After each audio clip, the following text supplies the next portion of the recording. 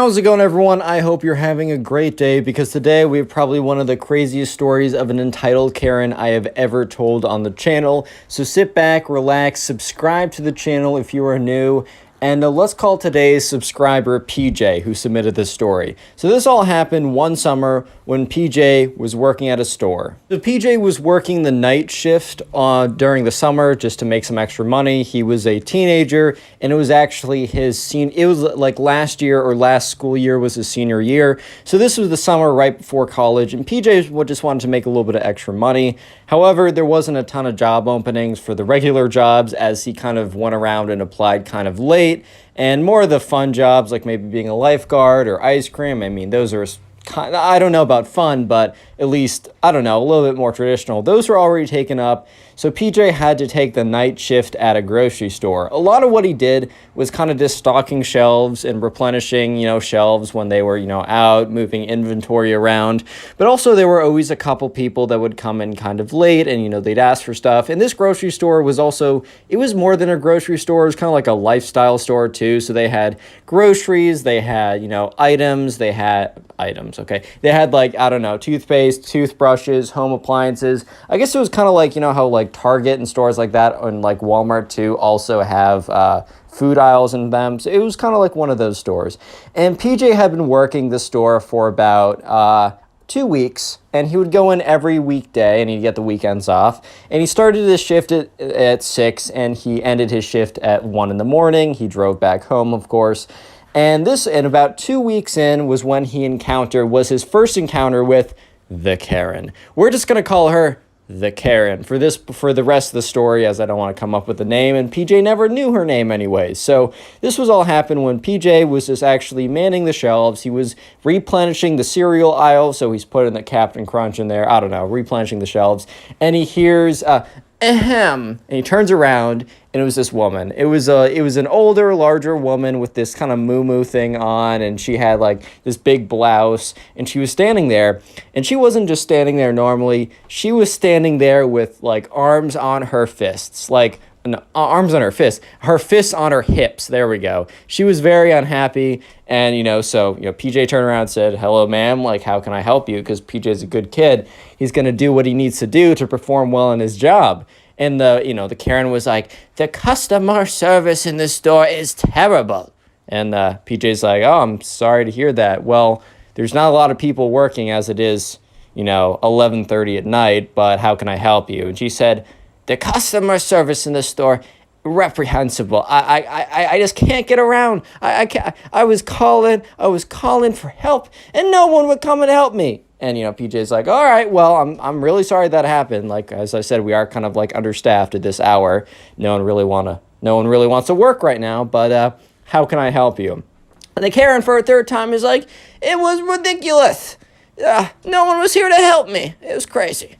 And PJ's like, "All right, well, that's once again, how can I help you?" And Karen's like, "Fine, I need help getting the very very specific brand of beans." And she says like Elmer's beans. I don't think that's a real brand, but she said a very specific brand. And PJ in his head was like, "We definitely don't sell beans that's like that brand. Like, I don't recognize it, but maybe I'm wrong." So he's like, "Well, ma'am, I can bring you to the beans aisle, and if they're not there, I can potentially look, in our storage to see." And the Karen's like, finally, well, take me there, young man. And sure enough, PJ brings her to the beans aisle, and she's like, "I already came over here where there's no Elmer's beans." And PJ was like, "Yeah, let me take a look. Yeah, I don't see any Elmer's beans." "Well, ma'am, there's a few things I can do. I can go in the back to see if we have any in storage, but if I'm being honest, I don't really remember us ever having this brand." And she's like, You guys don't have Elmer's beans? You don't have any Elmer's?" Oh my God. This is ridiculous. "You know what? Fine. You were no help to me anyways. I'm just going to go along my day." And PJ in his head's like, "All right, this woman's great. She's really nice. Really, really helping me out. Minimum wage employee. Definitely deserve all this. This is my fault because I run the store, apparently." And he's like, "All right, ma'am. Well, sorry this didn't work out." And she's like, "No, I bet you're sorry this didn't work out when you figure out what I'm about to do." And she kind of mumbles something about what she's going to do. And, PJ's like, "What?" and she kind of waddles off, right? So PJ thinks literally nothing of it. He's like, okay, this woman, she's probably a little senile. She's probably a little crabby. I mean, look, she's out grocery shopping at 11:30 at night. I bet her bedtime is like 7:30 at night. So this is probably a tough day for her, as it is a tough day to me. I can only be so upset. And that's when he hears kind of like rustling noises, like someone kind of frantically moving through items, kind of pushing stuff. And then he hears stuff falling on the ground. And this is when he thinks, oh no, because this has happened before where there's been kind of a display or a stand of a bunch of food items or, home good items. And they're kind of like stacked in a way that it's good for display, but structurally the integrity is a little compromised. So sure enough, stuff has fallen over and PJ's had to deal with it before. And once again, PJ just thinks, okay, well, there was probably like a stack of I don't know, canned goods that just fell over and knocked a bunch of stuff over. This is annoying. I have to go and clean it up, but sure, whatever. So PJ starts walking towards the location of the sound, and he sees the old woman very quickly dart out of the aisle he was approaching, and going this like really weird like evil laugh as she ran out. And PJ was like, what the what? Huh? Okay. Like, okay. And so anyways, PJ goes there and he notices it's not like one pile of cans that's been knocked over. It's like a whole it's like a whole swath of like cans and materials and goods have all been like pushed over onto the floor. This was not some accident. This was very clearly someone kind of took their hand and started like slamming stuff onto the floor. So PJ was very, very, very suspicious. He knew that this was not like an accident. He knew this was not just something falling over. He was like, okay, maybe someone bumped into it and they just, they were embarrassed and they didn't want to pick it up. Fine, whatever. So as PJ is picking stuff up, he hears another crashing noise. And he's like, okay, now this is starting to get annoying. So PJ actually finishes putting all the stuff together, right? He finishes putting all the stuff back. And he starts moving the direction of the crashing noise. However, he makes a mental note to himself that if he hears another crashing noise, that he's going to stop doing what he's doing and sprint over, like full sprint. And this guy's a track star. This guy has bunny hops. He can go quickly, man. He is Usain Bolt, bro. But anyways, he's going to speed over there as quickly as possible. So as PJ's walking over to where he thinks the pile of like whatever's been, tossed over, he hears a crash. He knows exactly which aisle it's in. He can just hear it and he sprints over there. And when he sprints over there, he turns the corner and who do you think he sees? Yes, you're correct. He sees the Karen with her arm in the middle of like a big thing of cans and he sees her push it over onto the ground and knock it over. And the Karen goes, and then PJ's like, hey, and she turns around and she's like, so you've caught me. This is what you get for not having Elmer's beans. And PJ's like, ma'am, you don't understand. I have to clean this up. And she says, I know that. That's why I'm doing it. And he's like, and why? Like, I don't run this store. I don't stock this store. I don't choose what things we buy. I don't choose any of this. Why are you tormenting me in particular? And she said, I know you guys have Elmer's beans, and I know that you're withholding them from me. And PJ was like, what? He's like, why do you think that? Why? Like, what made you come to that conclusion? Because I know that you're hiding all the Elmer's beans in the back rooms for you. Back rooms. And he's like, why? I don't even know what those are. And she says, they were only the most delicious beans ever. And I've been going place to place and they're all out. And I know that the last supply was here. I know it. And I know you've been hiding them. So I'm going to continue to torture you until you give me the Elmer's beans that I deserve. And PJ is just like, oh my God.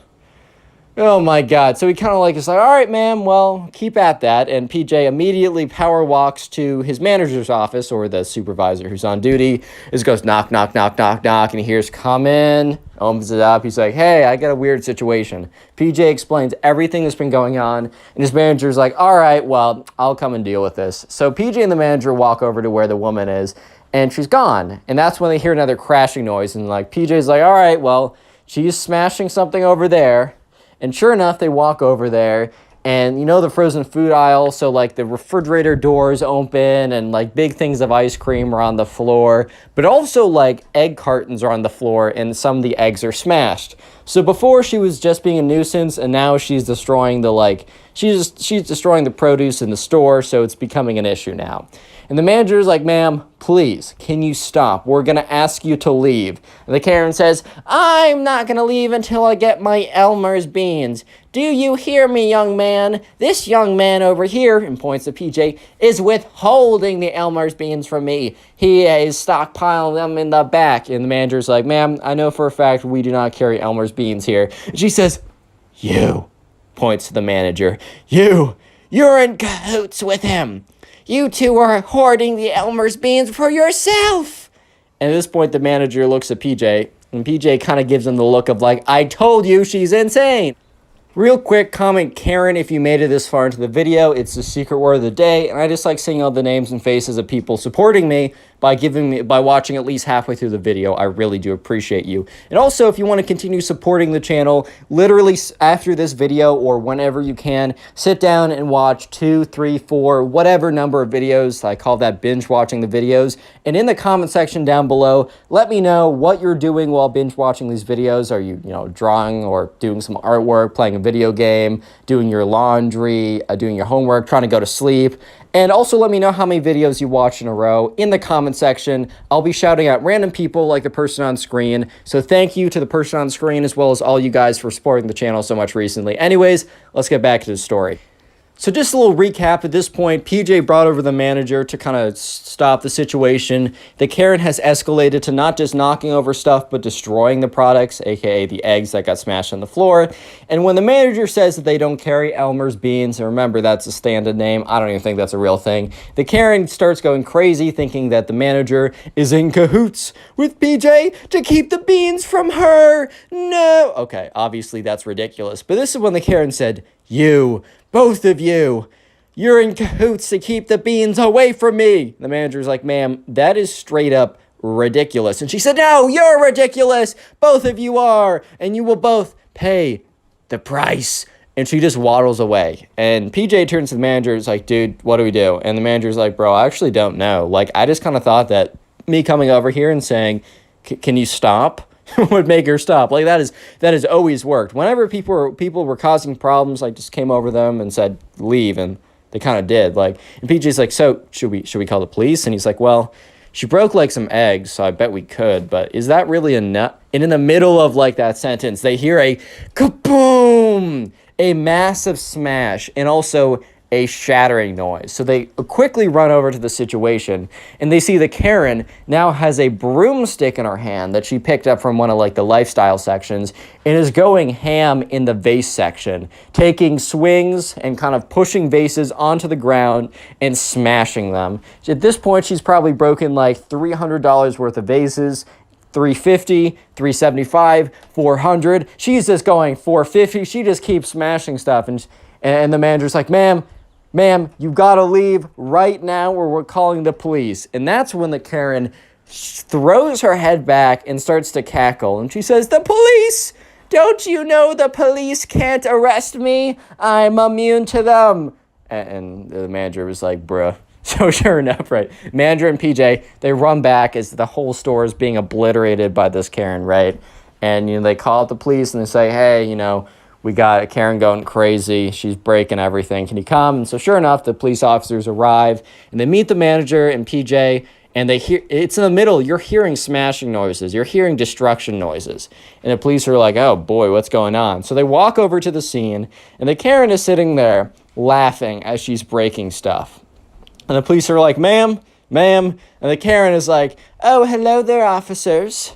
Hello there. And the police officers are like, ma'am, what, you can't be breaking stuff. And she says, oh, but I can. And the police officers are like, what? What do you mean by this? And, Karen's like, well, here's the thing. You guys cannot arrest me. It is illegal. And the police officers are like, well, what do you mean by that? She's like, well, you just can't. I can't be arrested. And the police officers are like, you want to see? You want to see if that's a thing? And PJ and the manager is just looking at each other. And she says, catch me if you can, boys. And she's like, it's like the most ridiculous thing ever. She's next to like a ball pit, like a big container of balls, like for a bunch of like toys or whatever, for like, it's like a kid section. And she flips over the ball container. Remember, this is an older woman who's kind of larger. Like, she's not mobile. She flips over the ball thing and waddles into the next aisle, right? And the balls start flying everywhere, so you can't sprint towards it or you might trip on them. So police officers like, did that old woman just like say, catch us if she can, or if we can, and run away? The other guy's like, I guess we got to go after her. So sure enough, the two officers kind of like power walk. They're not going to sprint after an old woman. They're like, oh, whatever. They kind of power walk in the direction that the Karen has gone. And at this point, right, PJ and the manager are like, what the freak did I just see? Like, this is the most ridiculous thing I have ever seen in my life, right? Like, I have no idea what's going on right now. So they kind of walk over to the next aisle, and the Karen's not there. In fact, they keep looking, and the Karen isn't anywhere.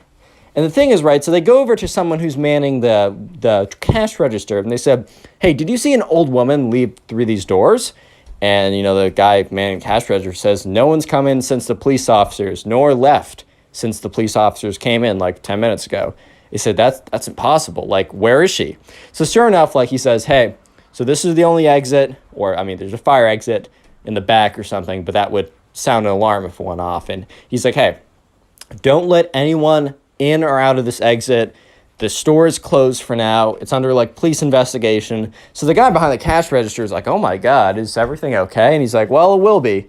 And so sure enough, the manager and PJ meet up with the police officers, and they say, like, fellas, like, we can't find her anywhere. I don't know how she did it, but she escaped. And they say, hey, she's somewhere in this store. We had our guy, like, holding off, like, the guy at the cash register is making sure that no one is leaving the premises and no one's getting in. She's in this store. The only other exit is a fire exit, and the alarm would sound if she went that way. And so sure enough, the police officers, the manager and PJ, they continue to scout out the store. They do their rounds, and for the love of them, they can't find her, and they think it's ridiculous. They said, this is an old portly woman. How on earth did she find her way? Like, how did she get around this? Like, this is insane. And that's when they go, and then that's when PJ said, hey, like, aren't there security cameras? And sure enough, the manager's like, yeah, actually there are security cameras. And he said, aren't there like security cameras for all places like in the store? He said, yeah, actually. So sure enough, they go around and they go to the security cameras, and they're looking through it, and they're like going through, and they just don't see her anywhere. And that's when PJ said, hey, did you check the security cameras for the storage? And they're like, no, because they're like, why would she go in there? They flip it on, and there she is, the Karen. And you know where she is? She's looking through the bean section. She's trying to find their storage of the alleged, like, hiding of all their treasure, a.k.a. Elmer's beans, which, why? So sure enough, they're like, all right, we found her. So the police officers start, like, running towards the storage place. PJ and the manager start running towards that area, too. They get to the door, and they go to try to open it. It's locked. And the manager's like, what? Because he turns to PJ, because, like, how's it locked? And that's when PJ remembers, oh, no, he left the keys inside there. She must have used them to lock the door, and now they can't get in.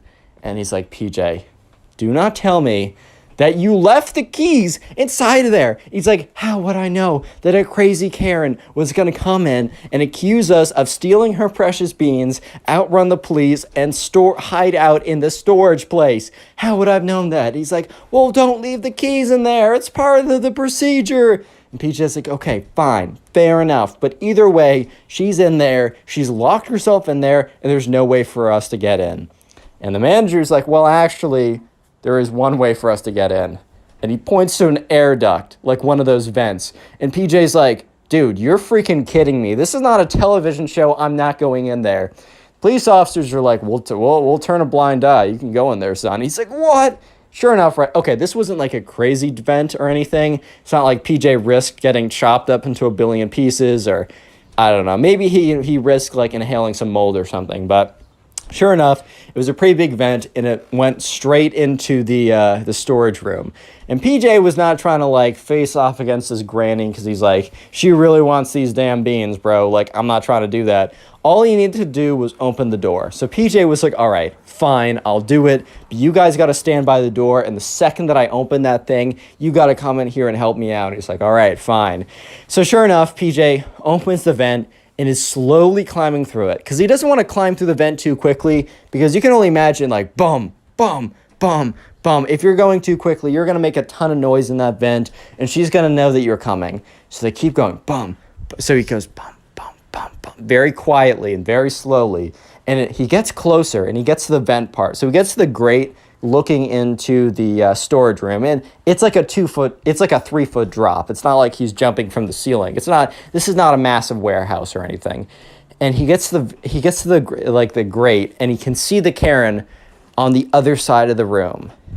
And he also sees the grate there, and that's when he sees that the grate is like screwed in. It's not screwed in really tightly, but if he's going to get through that gate, he's going to have to like power kick that. He's going to have to like take his boot and like kick through the gate open, which is going to like open the grate, right? It's going to make it fly out, but it's also going to alert the Karen to his presence, and she really wants those beans. And if he's being honest, he's kind of scared of the Karen right now, and I'm not going to lie, I'd be a little scared too. So PJ is like, okay, I got one shot to do this. We could also wait the Karen out, but you know what? Screw it. So PJ kind of like maneuvers himself, lifts up because he doesn't have a lot of room, but he like lifts up his leg and boom, quickly does a very solid kick to the grate. Thankfully, he makes the right contact, that he breaks the gate open, and he immediately slides out. And he makes eye contact with the Karen across the room. And the Karen is rummaging through beans, and she's like, you. So while PJ is kind of freaked out, he is high on the adrenaline rush, and he sprints. And when I mean sprints, he is doing he's envisioning himself in the 100-meter dash, as he was he was in track in high school, so he was very good. Quick with that. Boom, immediately sprints there. The Karen is waddling towards him, right? No idea what her intentions are. Immediately is able to unlocks the door, pushes it open. The two police officers push back and are like, ma'am, freeze. And I mean, they're not drawing their guns or anything, but she's like, you can't arrest me. And then they go over and arrest her. Yeah, you can't. Nope, you can. So sure enough, the police officers get her in cuffs. And they're like, all right, well, manager, you're going to have to go through and figure out how much all the damages are. Send that to us, and we'll send it to her, and we'll get this figured out. And he said, at the minimum, we can't issue a restraining order because only judges can issue restraining orders. But we can submit a case to a judge that I bet we could get a restraining order within the next 5 hours, and we'll have her in the custody for the next day or so while we have this figured out. And the manager's like, yeah, I'll probably have to send a report up to corporate because this is insane. And, he's like, okay, that totally makes sense. And so sure enough, the police officers, they escort the Karen out of there. And PJ goes up to his manager and says, hey, man, can I have the rest of the day off? Which is 12:30 by now, so it's half an hour. He's like, yeah, you know what? I think it's fair enough to close up shop. So PJ gets back home, and his mom notices, oh, it's 12:40. He normally gets back around 1:10. So she's like, oh, close up early? PJ's like, yeah, we closed up early. And she said, any reason why?